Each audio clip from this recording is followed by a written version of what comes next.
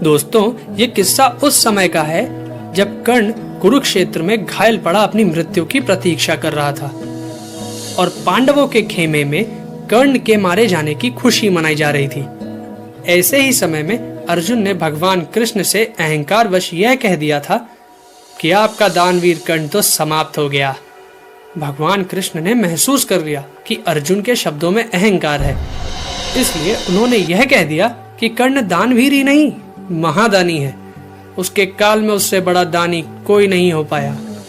अहंकारी अर्जुन को भगवान कृष्ण की यह बात फिर हमेशा की तरह चुभ गई थी और उन्होंने कहा कि कर्ण महादानी है। अब यह सत्यापित कैसे हो सकता है? भगवान कृष्ण को तो अर्जुन को लज्जित ही करना था।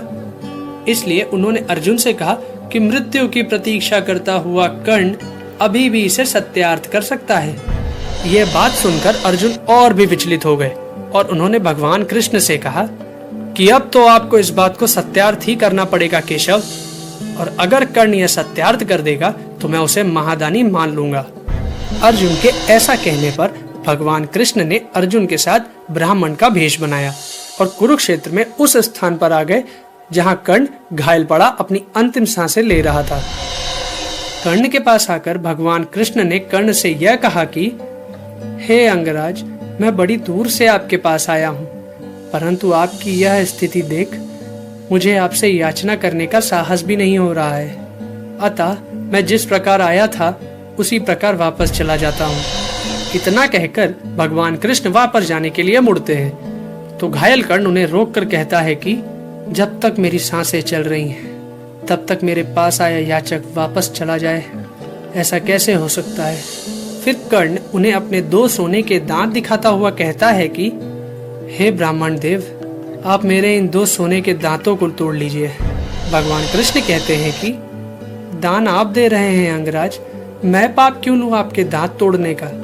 यदि आपको दान देना ही है तो स्वयं अपने दांत तोड़ कर दीजिए। यह बात सुनकर घायल कर्ण पास पड़ा एक पत्थर उठाता है और अपने दांत तोड़कर भगवान कृष्ण की तरफ बढ़ाता है। तो भगवान कृष्ण कहते हैं कि आपके दांत तो रक्त से सने हुए हैं, अगर देना है तो इन्हें धोकर दीजिए। यह सुनकर कर्ण उनसे अपना धनुष लाने को कहता है, परंतु भगवान कृष्ण कहते हैं कि मैं आपकी कोई मदद नहीं कर सकता हूँ। तब कर्ण किसी तरह घिसटता हुआ अपने धनुष तक पहुँचता है और उस पर तीर चढ़ाकर जमीन में मारता है, जिससे जमीन से एक पानी की धारा बह निकलती है। कर्ण उस पानी में अपने दांत को धोता है और भगवान कृष्ण को देता है। यह सब देख भगवान कृष्ण के साथ आए अर्जुन एक बार फिर लज्जित हो जाते हैं। तब भगवान कृष्ण कर्ण के सामने अपने वास्तविक रूप में आते हैं और कर्ण से कहते हैं कि मैं तुम्हारी परीक्षा ले रहा था कर्ण, तुम सच में महादानी हो। बच्चों, इस वीडियो के माध्यम से हम समझेंगे कि चरित्र चित्रण कैसे किया जाता है। चरित्र चित्रण करते समय हमें कुछ बिंदुओं को ध्यान में रखना चाहिए। वो इस प्रकार हैं। किसी व्यक्ति के संक्षिप्त साहित्यिक परिचय को उसका चरित्र चित्रण करना कहते हैं। चरित्र चित्रण कहानी या नाटक में आए हुए पात्रों का करते हैं। जैसे ऊपर दिए गए वीडियो में कर्ण, श्री कृष्ण एवं अर्जुन ये 3 पात्र थे और सभी पात्रों की अपनी अपनी विशेषताएं थीं।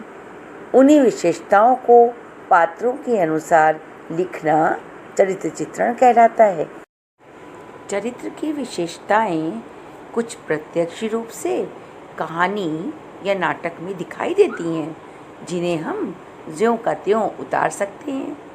उदाहरण के लिए ऊपर दी गई कर्ण की कहानी से उनके महादानी होने की विशेषता का पता चलता है और यह शब्द कई बार कर्ण की विशेषता बताते हुए प्रयोग हुआ है।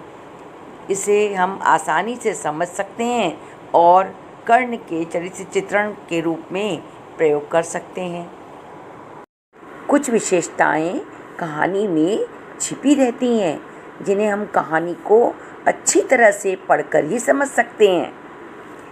उदाहरण के लिए जब हम ऊपर दी गई कर्ण की कहानी को देखते हैं तो हम अंदाज लगा सकते हैं कि कर्ण एक वीर योद्धा भी थे, अतः यह भी उनके चरित्र की विशेषता हो सकती है। वीर योद्धा शब्द इस कहानी में तो कहीं नहीं आया, तो मैंने इस विशेषता का पता कैसे लगाया? जी हाँ, मैंने कहानी को ध्यानपूर्वक देखा और अंदाज लगाया कि यह भी उनके चरित्र की एक विशेषता हो सकती है।